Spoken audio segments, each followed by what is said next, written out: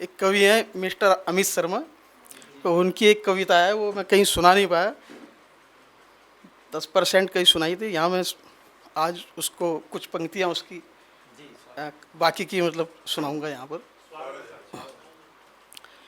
महाभारत का युद्ध है और एक तरफ कौरवों की सेना है, एक तरफ पांडवों की सेना है कि तलवार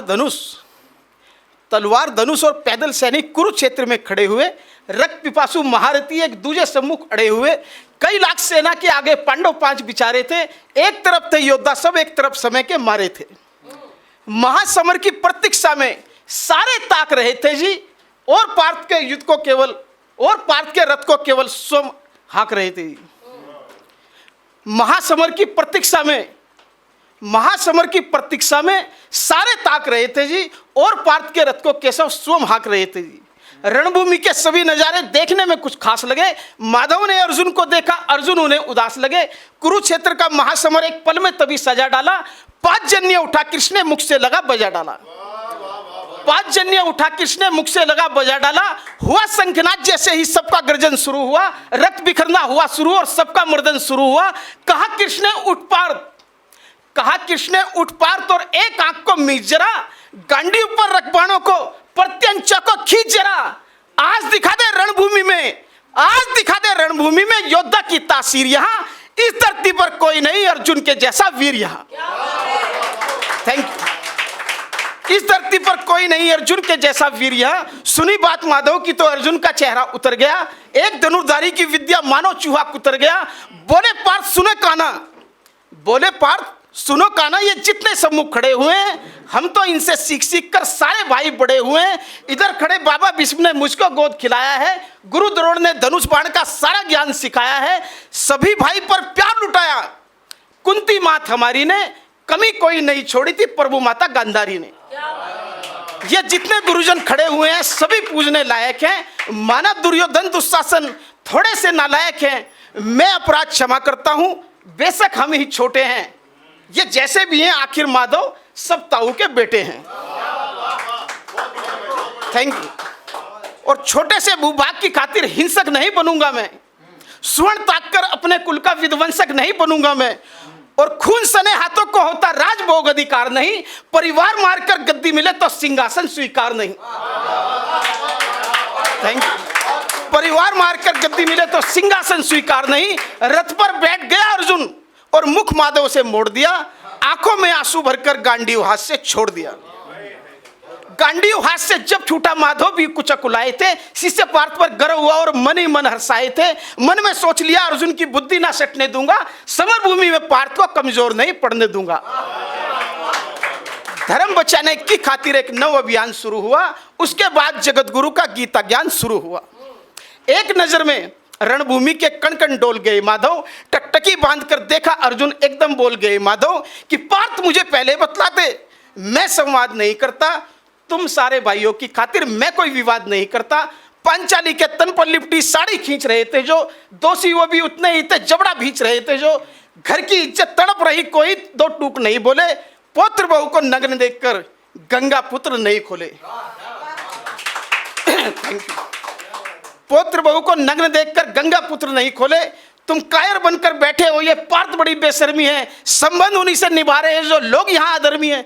धर्म के ऊपर आज यहाँ भारी संकट है पड़ा हुआ, और तेरा गांडीव पार्थ रथ के कोने में पड़ा हुआ।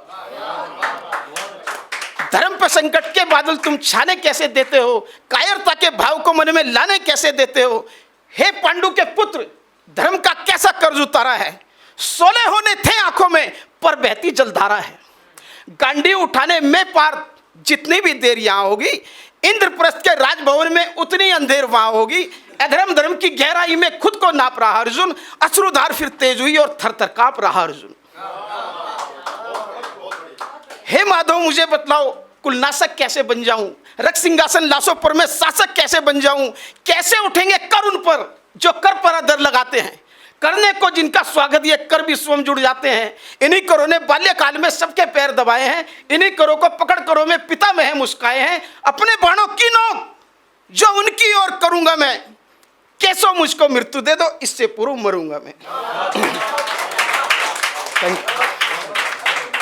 केशव मुझको मृत्यु दे दो, इससे पूर्व मरूंगा मैं। बाद युद्ध के मुझे ना कुछ भी पास दिखाई देता है, माधव इस रणभूमि में बस नाश दिखाई देता है। बात बहुत भावुक थी, किंतु जगत गुरु मुस्काते थे और ज्ञान की गंगा निरंतर चक्रधारी बरसाते थे। जन्म मरण की यहाँ योद्धा बिल्कुल चाह नहीं करते, क्या होगा अंजाम युद्ध का ये परवाह नहीं करते।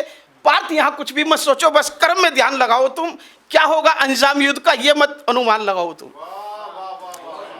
इस दुनिया के रक्तपात में कोई तो एहसास नहीं, निज जीवन का करे फैसला नर के बस की बात नहीं। तुम न जीवन देने वाले ना ही मारने वाले हो, न जीत तुम्हारे हाथों में, तुम नहीं मारने वाले हो। यह जीवन दीपक की भांति यूं ही चलता रहता है, पवन वेग से बुझ जाता है वरना जलता रहता है। मानव वश में शेष नहीं कुछ, फिर भी मानव डरता है, वह मरकर भी अमर हुआ जो धर्म की खातिर मरता है।